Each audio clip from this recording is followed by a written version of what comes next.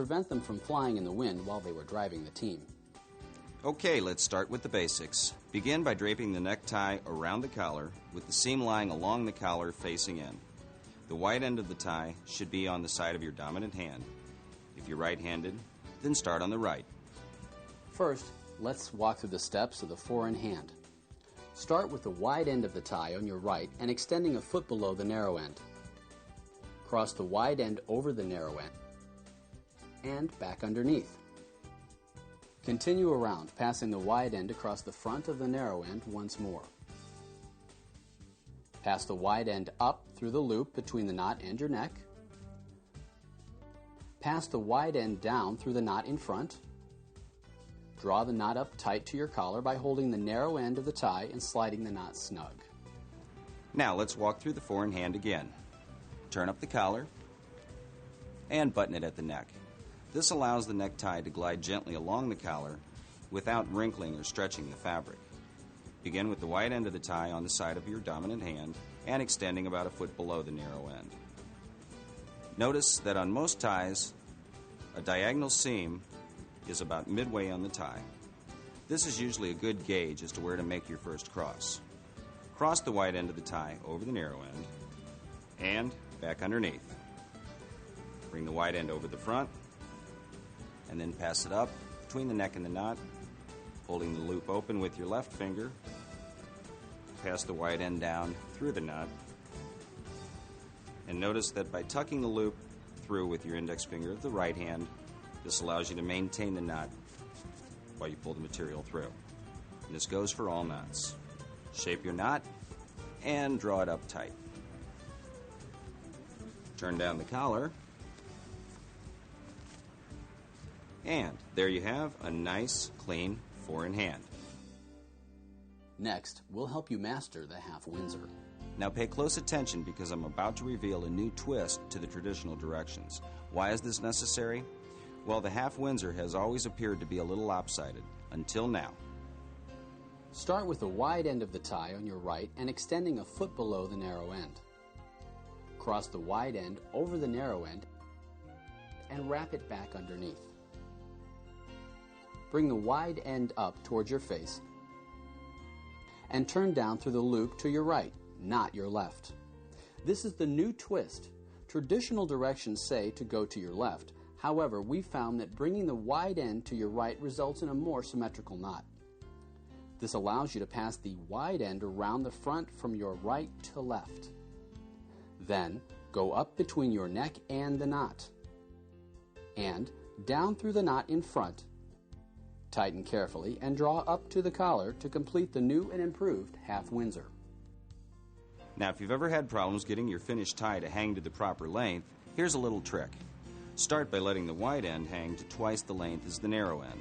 To check if you've done this properly, draw the wide end up to the edge of the neck. The length of the doubled end should be equal in length to that of the narrow end. Now, you'll want to experiment with any new tie, though, because there are a number of variables that affect the length of the final tie.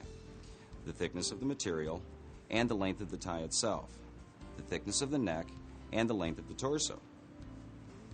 Also, knot styles require differing lengths of material, so you'll want to vary the point at which you make your first cross. Now, let's step through the half Windsor once more. The wide end of the tie should be on the side of your dominant hand and extending at least a foot below the narrow end. Cross the wide end over the narrow end and back underneath. Bring the broad end up towards you and then down through the loop between your neck and the knot, and sweep the wide end to the right this time, not to the left. This is the new twist. This allows you to bring the broad end from the right across the front to the left, and then bring the broad end up between your neck and the knot, pass it down through the loop, draw your material, and then draw it up tight. And there you have a half Windsor. See how even the two sides are? I should point out that after being tied, the tips of the necktie should touch the waistband of the pants, and the two ends of the tie should either be equal in length or the narrow end a fraction shorter. Remember, the inside of the wide end of the tie has a band into which the narrow end of the tie is tucked to hold it in place. The Windsor. If not done properly, this knot can come out looking very large, bulbous, and unsightly. So pay special attention on this one. It's worth the extra effort. Start with the wide end of the tie on your right and extending a foot below the narrow end.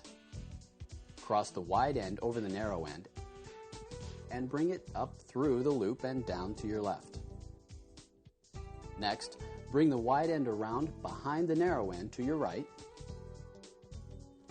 Bring the wide end up from the front and through the loop coming back down on your right. Then bring the wide end to the left across the narrow end. Turn and pass the wide end up through the loop and complete by slipping the tie down through the knot in front, tighten, and draw up comfortably to the collar.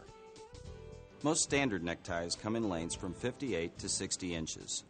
Taller men, or those of you who choose to wear a Windsor knot, which requires the most length of material, will require a somewhat longer tie.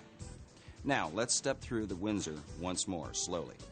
Take the wide end over the narrow end, and up and around the narrow end on the left, crossing underneath. Bring the wide end up and towards you, down through the loop between your neck and the knot on the right. This forms the V. Now, bring the broad end from the right across the front of the knot to the left, and bring the knot up between your neck and the knot. Tuck it down through the loop in the front of the knot, shape and form, and draw it up. There you have a full Windsor. When properly tied, it should have a nice clean dimple like this. Bow ties. Though you'll occasionally see them worn by the college professor or stock market analyst, bow ties are usually worn at formal engagements with a pleated front shirt. They make a unique fashion statement, and depending upon the setting, they give a man a suave or intellectually professional look. The general rule of thumb is that the bow tie should never be broader than the widest part of the neck and should not extend beyond the outside points of the collar. Start with the end in your left hand, 1.5 inches below that in your right hand. Cross the longer end over the shorter end and pass up through the loop. It's important to make sure the tie is snug against your collar at this point. Form the front loop of the bow by doubling up the right side and placing it across the collar points. Hold this front loop with the thumb and forefinger of your left hand. Drop the long end down over the front. Using your forefinger, push the hanging end of the tie up behind the loop in front and poke the resulting loop through the knot behind the front loop as shown. Even the ends and tighten. It's really not as complicated as it looks. Here, let me show you. Begin with the left side, 1.5 inches longer than the right side. Cross the long side over the shirt and up underneath. Now, here's a little trick. Tighten at the neck and be sure to even up the two ends. Now, draw the lower portion up and double it over on itself. Now sweep the top end over the front and then poke in from behind. Draw it through. Turn down your collar.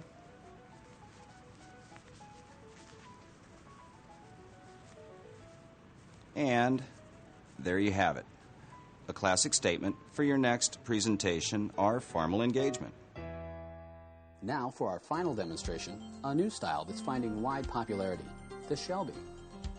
Start with the tie inside out. Cross the wide end under the narrow end. Bring it up, then over and down through the loop to your right. Sweep the wide end across the V from your right to your left. Then take the wide end up and through the loop between your neck and the knot. Now bring it back down through the knot and tighten.